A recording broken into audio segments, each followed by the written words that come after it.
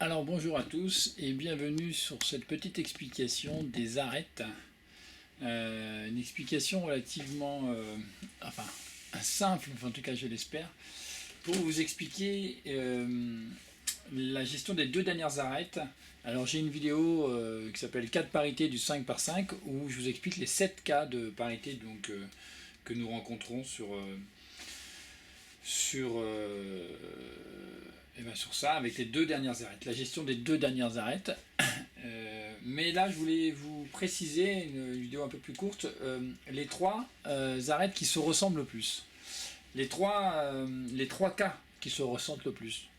Vous voyez, c'est les cas où à chaque fois on a celui d'une couleur, là par exemple c'est rouge-jaune, avec deux autres couleurs, rouge-blanc, et l'inverse de l'autre côté, rouge-blanc et rouge-jaune. Et là vous avez trois cas similaires en fait. Donc là ça sera avec vert-jaune et rouge-blanc, mais c'est à chaque fois avec la troisième, vous voyez, là c'est pareil, il va manquer le rouge-blanc ici, le vert-jaune ici, et là c'est pareil. En fait vous avez trois cas qui sont très similaires, et pourtant qu'on peut reconnaître en un coup d'œil. Pour ça il faut comprendre le mécanisme. Alors, je vais essayer de vous expliquer, et après je vais vous réexpliquer les trois algorithmes qui vont mieux. Ce qu'il faut voir, quand on termine, souvent on est dans cette position-là, quand on termine, hein, alors si vous êtes face blanche, face jaune, enfin peu importe, hein, voilà, comme ceci par exemple, vous terminez comme ceci, et vous avez donc visuellement ceci. Donc il faut regarder un peu sur les côtés. En fait, on va s'attacher à regarder que cette partie-là. Si on regarde cette partie-là, on va prendre le cas de la parité que j'appelle cas numéro 3 dans ma vidéo du 5 par 5 par parité, de parité, pardon. Vous voyez ici on a rouge, rouge, rouge. Alors je vous le fais ici sur le petit schéma en même temps pour vous montrer. Ici on a un rouge, donc je vais le signifier par une croix, ici en haut. Ici on a une croix et ici on a une croix. D'accord? Ce qui correspond à la partie rouge, rouge et rouge. Et bien si on regarde, ça fait une sorte de triangle. Vous voyez? Triangle rouge. Et si on regarde de l'autre côté, on a jaune, jaune, jaune, qu'on voit assez facilement. Donc on va mettre rond ici et rond ici. Et en fait, on voit ici qu'on a en fait deux triangles qui s'opposent. D'accord?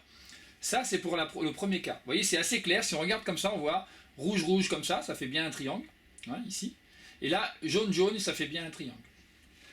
Avec n'importe quelle couleur, une fois que vous avez compris ça, sachez que le cas numéro 3, il aura donc deux triangles.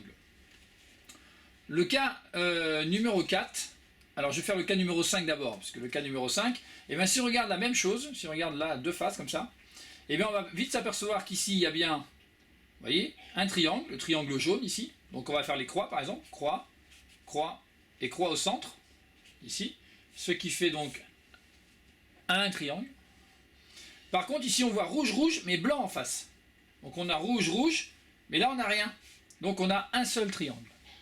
Donc vous voyez, ça c'est le cas numéro 5. Voilà. Après, il faut connaître l'algorithme qui correspond, mais déjà pour les repérer, c'est hyper facile comme ça. Et sur le troisième, qui est donc le cas numéro 4 sur la vidéo, à l'époque, je n'avais pas fait la distinction pour le repérer au simple coup d'œil. Je le repérais, mais je ne le repérais pas en un simple coup d'œil. Depuis, je me suis dit, tiens, ce serait dommage de ne pas l'expliquer, puisque certains, enfin, ça aidera certainement certains. Et bien là, vous l'avez certainement vu pendant que je discute. Vous voyez, ici, on voit jaune, jaune, mais un vert en face. Donc là, il y a bien les deux jaunes ici, mais il n'y a pas de triangle. Et là on voit blanc, blanc et rouge en face. Et là il n'y a pas de triangle non plus. Donc on fait bien les deux rouges comme ça. Et donc là il y a zéro triangle. C'est l'inverse que j'aurais dû faire. Voilà, ça c'est le cas numéro 5 avec 1. Et ça c'est le cas numéro 4 avec 0. Peu importe.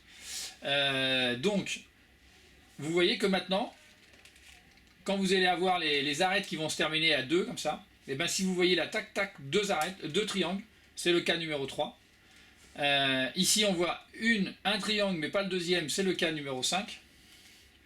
Et ici on voit aucun triangle, tout est différent, les deux ici sont opposés, c'est différent, c'est donc le cas numéro 4.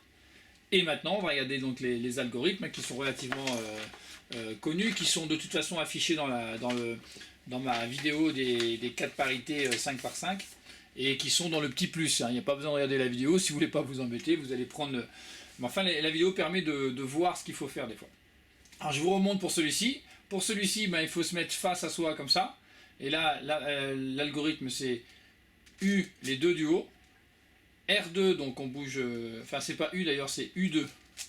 D'ailleurs, c'est U2. R2 donc avec la partie droite, hein, donc les deux, RW en fait, enfin c'est pas RW d'ailleurs, c'est R, grand R, petit r, hein, voilà. Ensuite on fait F2. Là normalement on doit faire que celui du centre, voyez, alors ou vous tenez derrière ici avec l'index et vous faites celui du centre comme ça, uniquement celui du centre, et vous pouvez enchaîner, ou alors vous pouvez faire aussi U2 comme ça avec le haut et U2 avec le haut comme ça. Voilà, ça va, c'est quasi aussi vite. Et ensuite on inverse ce qu'on a fait tout à l'heure au début, on repart à l'envers, F2, R2, U2. Et là on a résolu notre arête. Pour le cas où il y a un triangle, c'est le cas numéro 5, donc celui-ci. Donc pour le cas numéro 5, alors l'algorithme est assez long, mais je pense qu'il vaut le coup parce que il est assez rapide à passer quand on. Voilà. Simplement, alors comment on fait pour se passer pour celui-ci?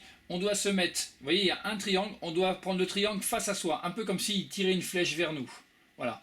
Et on doit se mettre dans cette position-là. Et dans ce cas-là, on fait donc R2, les deux en même temps, B2, ensuite on a une petite série R', U2, R', U2, B2, R', B2, R, B2, R', B2, R2. Et là, on a résolu notre arête.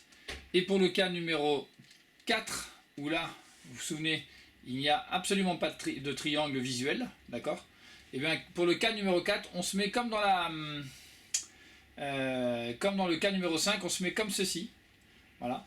Et là l'algorithme c'est F2, R, D2 en bas, juste la partie du bas ici, D2, R' les deux, F2, U2, F2, et là on passe à gauche avec le L, B2 et le L' pour remettre tout ça d'aplomb, et on termine ces trois arêtes.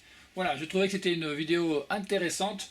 Bien évidemment, les autres cas, vous les avez dans une assez vieille vidéo, mais peut-être qu'il y a un an ou deux, peut-être, mais qui explique bien tous les 7 cas de parité qu'on peut rencontrer. Mais cela était particulier parce que je trouvais qu'on pouvait les confondre facilement. Voilà, bon cube à tous.